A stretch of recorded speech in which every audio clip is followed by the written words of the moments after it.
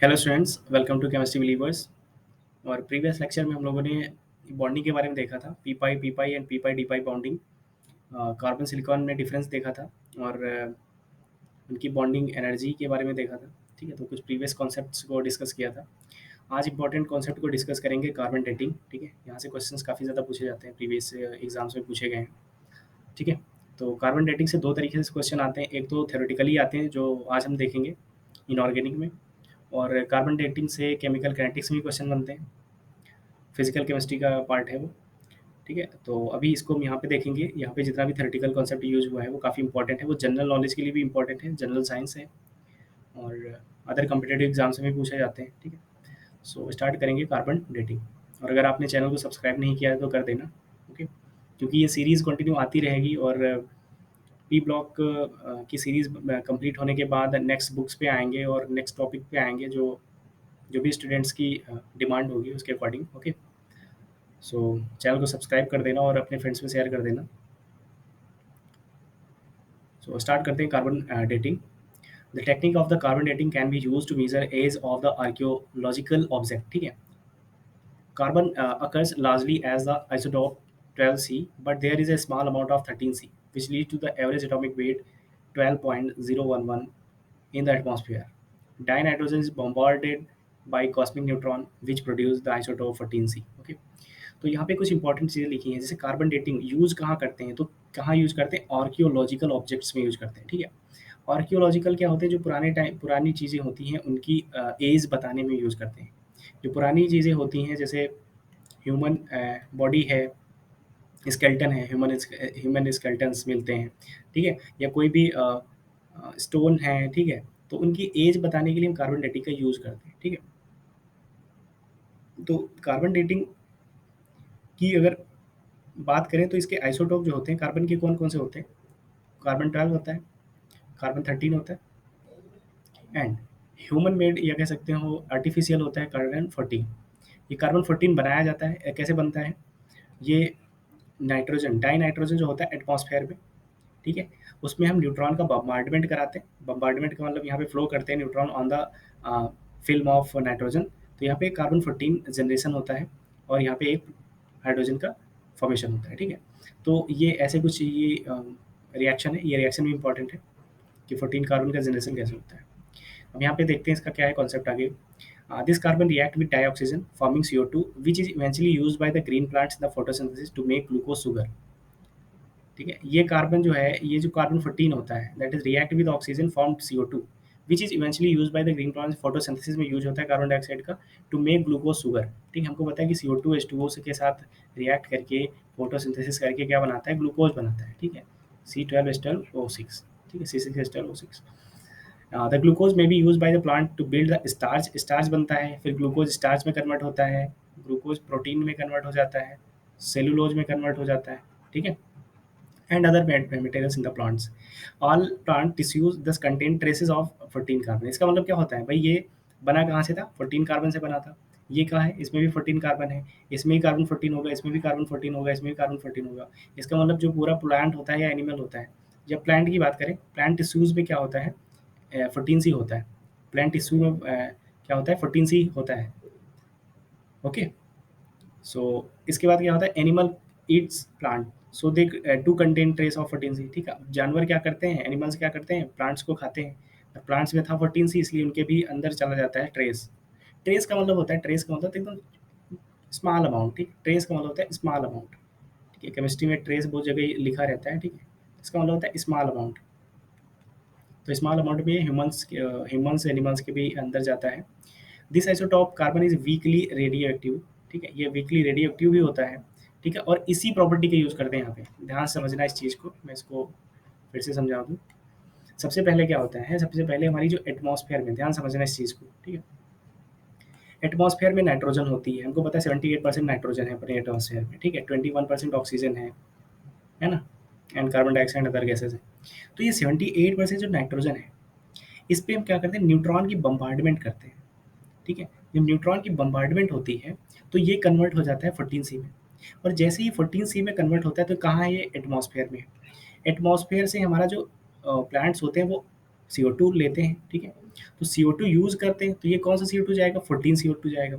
फिर वो CO2 क्या करता है? फोटोसिंथेसिस में जाता है और ग्लूकोज़ बनाता है, तो ग्लूकोज़ बन जाता है। फिर ग्लूकोज़ स्टार्च, प्रोटीन और सेलुलोज में कन्वर्ट होता है, तो ये 14C यहाँ पे जाता है। फिर इसको क्या करते हैं? एनिमल्स जो होते हैं खाते हैं, तो वहाँ पे उनके अंदर कार्बन 14 का ट्रेस जाता है। अब ये कार्बन 14 का ट्रेस ह्यूमन्स में भी होता है, एनिमल्स में भी होता है एंड प्लांट्स में भी होता है। अब इसका जो कॉन्सेप्ट क्या है कि ये काम कैसे करता है? तो ये इसमें इम्पोर्टेंट, सबसे इम्पोर्टेंट पॉइंट है, this isotope of carbon is weekly radio active. ये वीकली रेडियो एक्टिव होता है, ठीक है? तो ये जनरली रेडियो एक्टिविटी के कॉन्सेप्ट पे काम करता है। इट अंडरगोज बीटा डीके, ठीक है? ये बीटा डीके करता है। तो यहाँ पे हम कुछ इंपॉर्टेंट चीज़ लिख सकते हैं।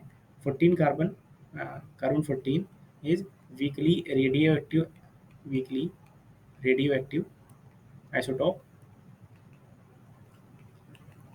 आइसोटॉप, और इट अंडरगोज बीटा डीके करता है। क्या करता है? बीटा डीके करता है।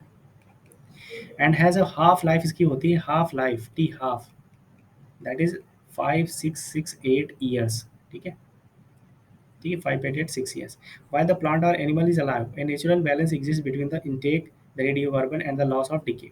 This state is gives of 15.32 plus minus, मतलब इतने का जो है इस रेंज में क्या रहता है? डीके होता है, डिसइंटीग्रेशन पर मिनट होता है पर ग्राम ऑफ कार्बन का, ठीक है? When the plant or animal dies, intake of radiocarbon ceases but beta decay continues, ठीक है? एनिमल्स जब इनका डेथ हो जाती है, ठीक है? तो मरने के बाद उनके अंदर रेडियो कार्बन्स तो रहते ही हैं, जितने कार्बन्स थे, ठीक है? जब मरने के बाद खाएगा नहीं कोई कुछ, ठीक है? तो उसके अंदर जितने कार्बन्स होंगे, कार्बन 14 उतने ही रहेंगे, ठीक है? अब वो कार्बन 40 जितना है वो डीके करेगा, बीटा डीके। तो यही देखते हैं कि डीके डीके का मतलब क्या होता है? डिक्रीज करना, उसका कंसंट्रेशन कम हो जाना, ये टूट के बिखर जाना, ठीक है? इनको हम डिफरेंट डिफरेंट मीनिंग्स में यूज करते हैं। तो डीके का मतलब होता है डीके कर जाना, ठीक है? तो कार्बन 14 के मॉलिक्यूल्स धीरे धीरे डीके करते हैं, बीटा डीके। इन्हीं के बिहाफ पे इनकी एज निकाल लेते हैं, ठीक है? तो बीटा डीके कॉन्टिन्यूस रहता है इनमें, ठीक है? When the plant or animal dies, ये हुई है। Thus a very old sample of wood, very old, अब देखो, very old sample of wood, cloth, paper, leather etcetera will be less radioactivity than the recent samples. ये काफ़ी important point लिखा है यहाँ पे, ठीक है? कि जैसे मेरे पास एक पेपर है, ठीक है, कागज़ है, एक दूसरा कागज़ है, ये 10 साल पुराना है, ठीक है, 10 ईयर ओल्ड्स, एंड ये 1 ईयर ओल्ड, ठीक है? तो इस कार्बन भी कार्बन 14 होगा, क्योंकि भाई पेड़ों ने फोटोसिंथेसिस में ग्लूकोज बनाया था, उसके अंदर था, इसमें भी होगा। लेकिन ये क्या होगा? इसका रेडियो एक्टिविटी डिके हुआ, इसका बीटा डिके हुआ, और डीके होने की वजह से इसका कंसंट्रेशन कम हो गया। तो अब ये लेस रिएक्टिव रेडियो एक्टिव होगा, ठीक है? लेस रेडियो एक्टिव बचेगा, ये ज़्यादा रेडियो एक्टिव होगा, ठीक है? सॉरी सॉरी सॉरी सॉरी, उल्टा हो गया। यहाँ पे ये ज़्यादा रेडियो एक्टिव होगा, क्योंकि इसका डीके कम हुआ, 1 साल में डीके इतना नहीं हुआ, उल्टा चला गया, ठीक है? तो यहाँ पे क्या होगा? 1 साल में इसका डीके कम हुआ है, इसलिए ज़्यादा रेडियो एक्टिव होगा, ये कम रेडियो एक्टिव होगा, ठीक है? सो B A very small sample is burnt in dioxygen and CO2 produced introduced into a suitable radiation counter. By carefully measuring the present radioactive decay rate, it is possible to calculate how long the plant or animal died. ठीक है, इससे as का पता लगा लेते हैं. This provide an absolute scale for the dating object of plants or animal origin between 1000 and 10,000 year old.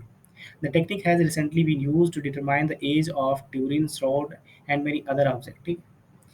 W.F. Libby was awarded Nobel Prize Chemistry in 1960 for developing this category, this technique, okay? तो ये technique काफ़ी important थी, carbon 14 dating. इसका आज भी use होता है, modern time में भी यूज़ हो रहा है। W.F. लिबी को नोबेल प्राइज़ मिला था इसके लिए, ठीक है? तो कार्बन डेटिंग के ओवरऑल कॉन्सेप्ट को अगर मैं समझाना चाहूँ तो कह सकता हूँ कि एटमॉस्फेरिक जो डाई नाइट्रोजन होती है वो न्यूट्रॉन से बम्बार्डमेंट होता है न्यूट्रॉन का, तो वो कार्बन 14 में कन्वर्ट हो जाती है, और वो कार्बन 14 एनिमल्स या प्लांट्स फोटोसिंथेसिस में यूज़ करते हैं, और ग्लूकोज के फॉर्मेट में, सेलुलोज, स्टार्च या प्रोटीन के फॉर्मेट में अपने अंदर रखते हैं, और वही जो ग्लूकोज के फॉर्मेट में, जिस भी फॉर्मेट में हम लोग या एनिमल्स खाते हैं उस चीज़ को, तो हमारी बॉडी में ट्रेस फॉर्म में वो आ जाता है कार्बन 14।